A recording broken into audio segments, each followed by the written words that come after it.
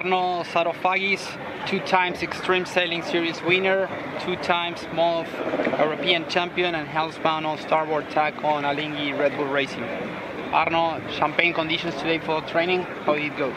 Yeah, today great sailing condition. It's nice to start the day and the week like this, between 8 and 10 knots, and we did everything we wanted. The boat was perfect, and the guys did a really good job on board and on the short seam as well. Today sailing again with the newer main, the one that you used mostly during the month of April. It seems like when you were sailing with the J3 comparing to last week that you were using the other main, this one that it's wider in the upper section, it looks like the boat is a lot more stable and reliable. Yes, today was the M1 that we took out again because the conditions were slightly lighter than last week, and we wanted to do some crossover with the sails. The boat was pretty nice as well. We did learn a bit more than the first sailing days we had with the boat, so I mean, all in all, the boat was pretty locked in, and we could get the numbers we wanted, so it was good for that. During today's session, the wind was increasing as the day went on. Do you think that at any point during the day it was better to have the other mainsail? Today it was a strange condition because we had an increase in the breeze, but then when we did the laps at the end of the day, we didn't feel that was that much breezier compared to the beginning, so it was more looking windy than anything else today. Then when talking about the jibs, a new jib at the end of the day, also narrower on the upper and middle section. What are you trying to achieve with this jib? The last jib we did was actually a 2021 jib that we just put it back just to keep our racing one alive. Okay, sorry for the confusion. This jib sits somewhere in between the J3 and the J4? I think yes, it's right. I think the sizing are slightly a bit different now that what we use as a race sail, but altogether, I mean, we could do what we want, the maneuvers, and it's always nice to sail a bit on the range, over range during the day. Overall speaking, it looks like performance is getting better and better every day. How do you feel about it?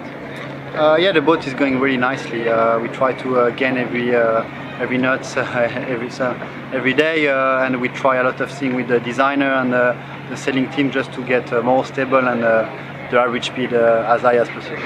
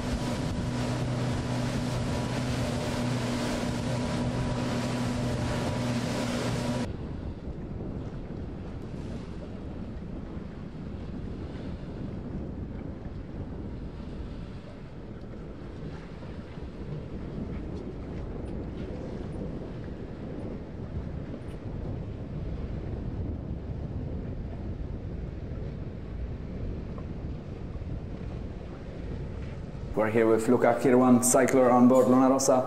Luca, it looked like some productive sailing today. Was that your feeling as well? Yeah, I think initially it was a bit frustrating, not much wind coming in, so it was a bit of standby, but once we got moving it was pretty productive, I thought. We had to stop again a couple of times for a couple of maintenance check, but everything was all good, so it was good when we were up foiling, and I think generally everyone was quite happy, so yeah, it was good. What were your challenges of today? I can't go into any details, I suppose, of that, but just a couple of check-ups in terms of the boat. But once it was up moving, everything was pretty smooth, and we were able to get some good sailing in with a decent wind coming in up towards the end as well. So that was good. Luca, you're cycling mostly in front of the pods and rarely rotating to... No, you're cycling usually in the aft pods. Aft pod, yeah. Right. Are you cycling for specific trim options, spanner, main trab, or so on? No, so just sort of, yeah, can't go into any details of that, but just sort of trying to do the best that I can for the trimmers and the helmsmen to do their job as best as they can. So just trying to do my thing and just trying to provide as much energy as I can. Luca, ci lasci un commento in italiano per il supporter sulla Rossa? Per i supporters posso parlare a nome dei cyclers, ci stiamo divertendo in barca, comunque anche per noi è la prima volta salire in barca a vela, quindi diciamo che è un'emozione molto grande e un ringraziamento a tutti i supporter per il vostro supporto.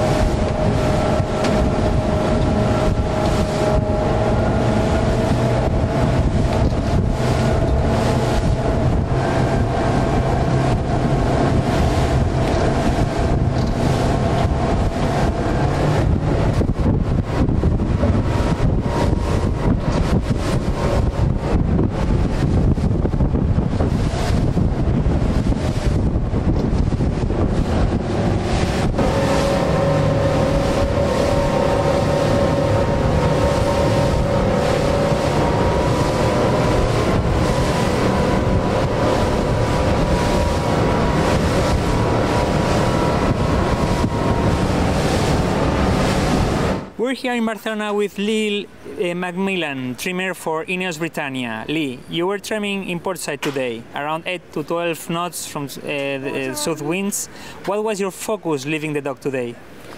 Yeah, I was Glamour conditions out there today, really lovely. And the main focus really is still just signing off the final commissioning bits. We obviously have a little bit more freedom now, kind of putting in some more manoeuvres and stuff than we have been previously, but still working up to get absolutely everything signed off on the boat and chucking in a few little tests as well. But yeah, it was a great day. After the first days of commissioning, how challenging are you finding to get used to the trimmer controls from the new boat?